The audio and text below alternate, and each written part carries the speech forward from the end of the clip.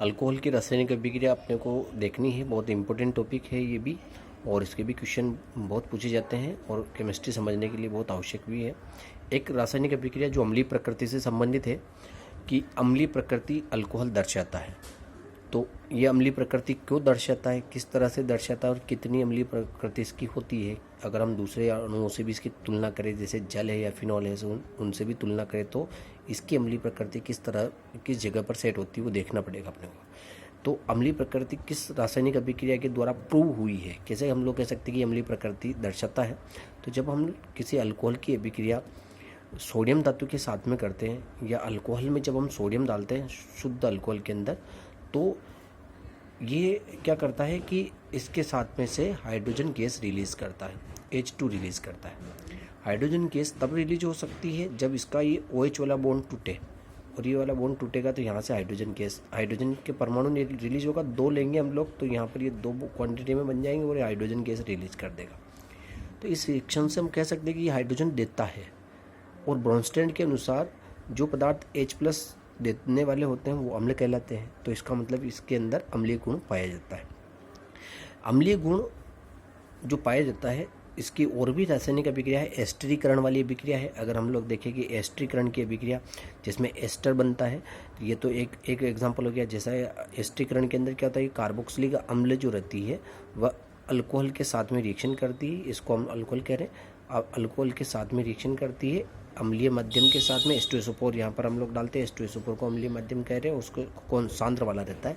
और उसको जब हम गर्म करते हैं तो गर्म करने पर ये यहाँ से H रिमूव करता है, अल्कोहल H रिमूव करता है और अम्ल OH रिलीज करती है। बहुत अलग तरह की रिएक्शन है, अम्ल तो है वो OH रिलीज कर रही है और अल्कोहल जो है वो H रिलीज कर रहा है। तो इन दोनों के निकलने से यहाँ पर बनता है C डबल बॉन्ड, ये CO तो यहीं से आया है और ऑक्सीजन से बाइंड हो जाएगा ऑक्सीजन, और इधर की साइड पर R डैश हो जाएगा। तो RCOOR जो बनता है इसको हम एस्टर कहते हैं। तो एस्टर समूह बन गया, इस रिएक्शन को हम लोग एस्टरीकरण करते हैं और बाय प्रोडक्ट में H2 बन जाता है। तो ये भी अभिक्रिया प्रूव करती है कि इसके अंदर H रिलीज हो सकता है और अम्लीय गुण दर्शाता है। तो अम्लीय गुण दर्शाने की जो क्रिया होती है ये किस बात पर डिपेंड करती है। तो जैसे कि ROH जो रहता है, ROH में से अगर ये H+ रिलीज कर देता तो यहाँ से इसके बाद में RO बच जाता है और H+ निकल गया, H+ निकल गया मतलब प्रोटॉन निकल गया। प्रोटॉन का निकलना कौन से अभिक्रिया कर लेता है, अम्लीय गुण दर्शाता है। और यहाँ पर बन गया है एल्कोक्साइड आयन। तो एल्कोक्साइड जो आयन होता है, एल्कोक्साइड आयन बहुत इंपॉर्टेंट टर्म है ये, एल्कोक्साइड आयन।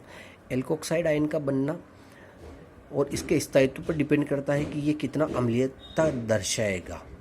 अगर एल्कोक्साइड आयन जो बनता है ये स्थायित्व इसका बढ़ता है तो इसके अम्लीय गुण भी बढ़ जाएगा।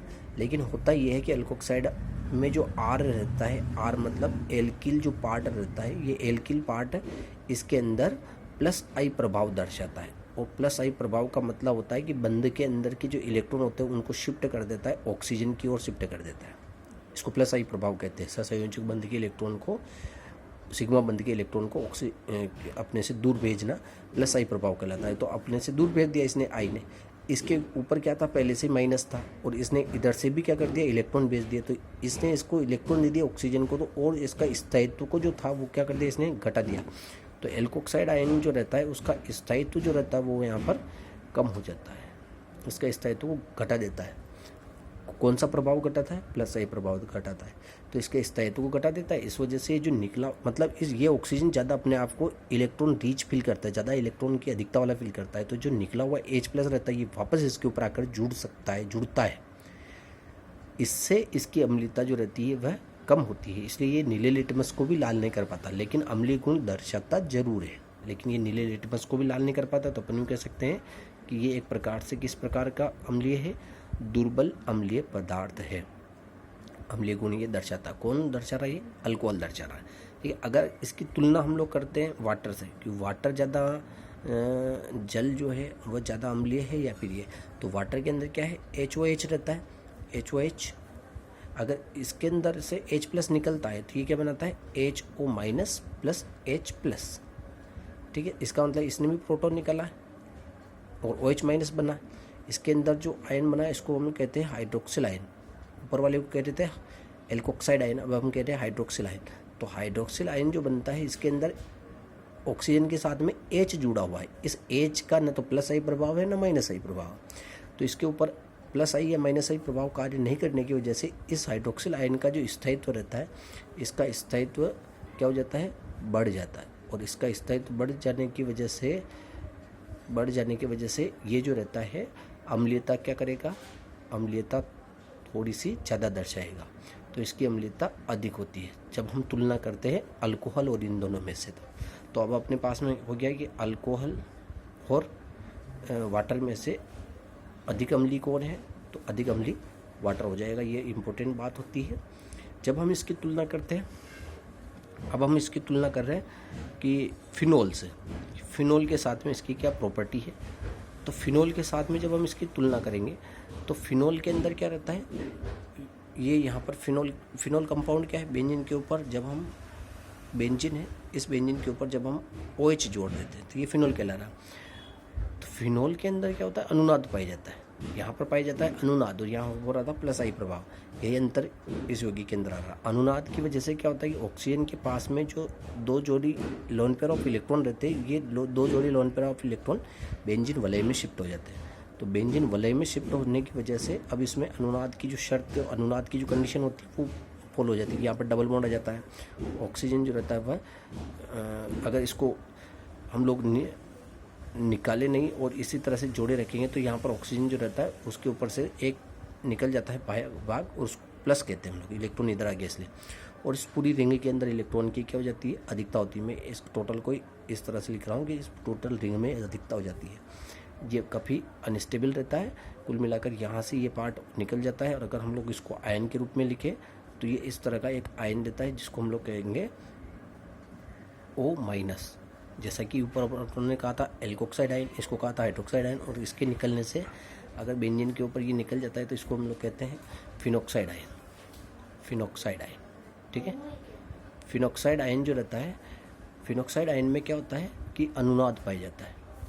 अनुनाद के कारण इसके अंदर इस फिनॉक्साइड आयन का क्या हो जाता है, स्थायित्व बढ़ जाता है, और इसका स्थायित्व बढ़ जाता है तो ये जो H+ रहता है, ये H+ माध्यम में ज़्यादा देर तक घूम सकता है, जिससे कि अम्लीयता ज़्यादा प्रदर्शित करता है। तो इसकी वजह से अम्लीय गुण पर क्या फ़र्क पड़ता है, तो अपन लिख देंगे अम्लीयता क्या होती है, इसके अंदर बढ़ती है।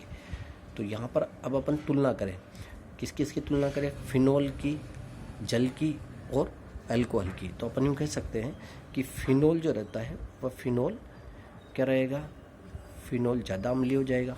किससे ज़्यादा अम्लीय हो जाएगा, ये जल से भी ज़्यादा अम्लीय हो जाएगा, और जल से कम अम्लीय कौन हो जाएगा, अल्कोहल हो जाएगा। कारण समझ में आ गया, इसके अंदर तो रहेगा एल्कोक्साइड आयन का स्थायित्व तो कम है, प्लस आई प्रभाव के कारण, ये प्रभाव लिखना पड़ेगा यहाँ पर, प्लस आई प्रभाव। वाटर के अंदर कोई प्रभाव काम नहीं कर रहा, और इसके अंदर क्या है, अनुनाद है, अनुनाद प्रभाव। तो अनुनाद प्रभाव के कारण इसके अंदर स्थायित्व क्या हो गया, बढ़ गया। कौन सा आयन का, फिनॉक्साइड आयन। यहाँ ध्यान रखें, नाम जरूर याद रखेंगे आयन्स के। फिनॉक्साइड आयन, तो फिनॉक्साइड आयन का स्थायित्व अधिक हो गया।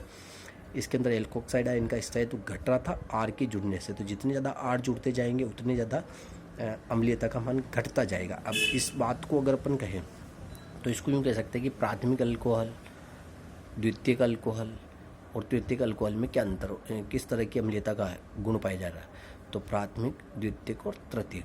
तो तृतीयक में R सबसे ज़्यादा है, तो इसकी अम्लीयता जो रहेगी वो सबसे कम हो जाएगी। तृतीयक की अम्लीयता सबसे कम हो जाएगी, फिर उससे ज़्यादा किसकी हो जाएगी, द्वितीयक की, और द्वितीयक से भी ज़्यादा किसकी हो जाएगी, प्राइमरी की। तो R के बढ़ने से अम्लीयता का मान क्या हो रहा था, इसमें घट रहा है।